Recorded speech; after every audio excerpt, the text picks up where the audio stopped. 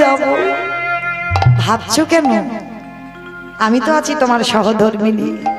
দাঁড়ে দাঁড়ে নগরে নগরে ঘুঘা করে এক বাড়িতে পেয়েছে কিছু গন্ধ গুড়, আর এক বাড়ি পেয়েছে খুঁত, পোকা লেগে যাওয়া খুঁত, গুড়ের সঙ্গে খুঁত মাখিয়ে গুড়ের নাড়ু, আর একটা বাড়িতে পেয়েছে শুকনো চিড়ে। দেবে কিসে গো? দেবার মতো জায়গা নেই। কে বাবা? এই যে আত্মীয় পরিজনদের বাড়িতে গেলে শুধু হাতে যাওয়া যায়? অনেকে এই যে কীর্তন হচ্ছে, অনেকে বন্ধু বান্ধবের বাড়িতে এসেছেন, খালি হাতে যাওয়াটা একটু কেমন মতো না? যেতে গেলে একটু মিষ্টি, একটু এগুলো নিয়ে যেতে হয়।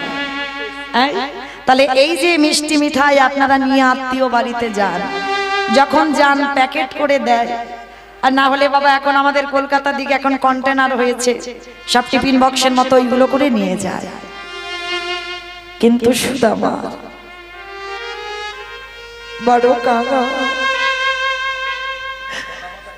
কিসে করে দেবে গো? দেবার জায়গাটা নেই।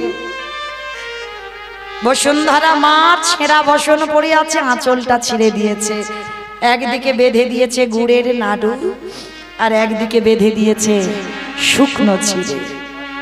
এসো স্বামী, যাও। আচ্ছা বসুন্ধরা, তাহলে আমি আসি কেমন?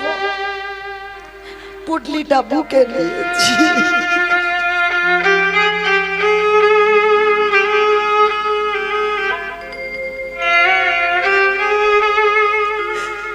যে বস্তু মাটিতে পড়ে যায় গোবিন্দ সেবায় লাগে না, বুকে করে জড়িয়ে ধরে আছে। কৃষ্ণ, আমি আসছি তোর কাছে, আসছি বন্ধু। আমার এই যে প্রেম ভালোবাসা মাখানো, এই যে খুদের নাড়ু, এই যে শুকনো চিড়ে, আমি যে বড় কাঙাল, আমি যে বড় ভিখারি, তোকে দেবার মতো আমার কাছে কিছু নেই। যা আছে তুই গ্রহণ কর। এক পা দুপা করে যায়, আর নয়ন জলে বুক ভাসায় কত দুঃখ।